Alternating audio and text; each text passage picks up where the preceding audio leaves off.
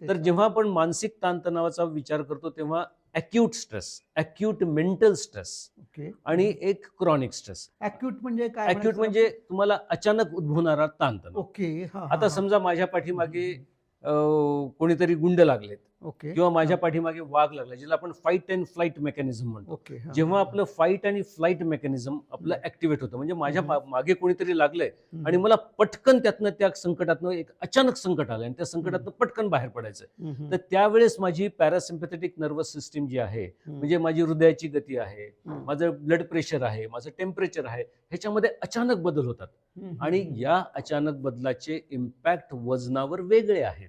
Okay. पण ज्यावेळेस तो क्रॉनिक होतो, जो चिरकालीन ताणतणाव असतो, सतत सातत्यानं राहणे सातत्याने एकाच. होणारा, हं, हं. तर सातत्याने ताणतणाव होणारा त्याचा इम्पॅक्ट वेगळा असतो. आता जेव्हा अॅक्यूट स्ट्रेस असतो, त्या अॅक्यूट स्ट्रेसच्या वेळेस सगळ्यात महत्वाचं त्याच्यामध्ये नॉर ॲड्रिनालिन नावाचं एक हॉर्मोन आहे.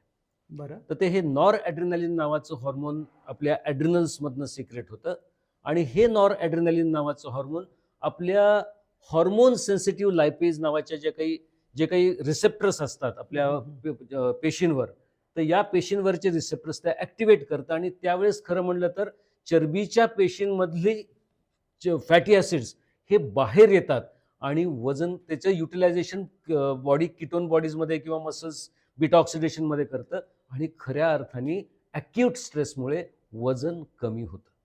अच्छा, ओके. म्हणजे अॅक्यूट स्ट्रेसचं वजन कमी होतं. अॅक्यूट फॅट स्ट्रेस डिपॉझिशन होत नाही. नाही. मग जर ते तुम्हाला एका दृष्टीने चांगले मग हां, असणं पण ह्याच्यामध्ये मग. पण अॅक्यूट स्ट्रेस जेव्हा सारखा सारखा येतो, ओके. तेव्हा तो हां. क्रॉनिक मध्ये जातो. हं, मग जेव्हा अॅक्यूट स्ट्रेसचं कन्व्हर्जन क्रॉनिक मध्ये जातं, हं, हं. तेव्हा कॉर्टिसॉल नावाचा एक हॉर्मोन पिक्चर मध्ये येतो आणि हा कॉर्टिसॉल नावाचा हॉर्मोन हा एनाबॉलिक आहे. त्याच्यासोबत अजून एक हॉर्मोन होते, त्याला म्हणतात न्यूरोपेप्टाइड वाय. आणि जेव्हा न्यूरोपेप्टाइड वाय त्याच्यामध्ये येतो कॉर्टिसॉल सोबत, तेव्हा हे हॉर्मोन सेन्सिटिव्ह लायपेजचं रिसेप्टर बंद होतं आणि लायपोप्रोटीन लायपेज सिक्रेट होतं आणि ते सिग्नल देतं बॉडीला की फॅट आता स्टोअर करा.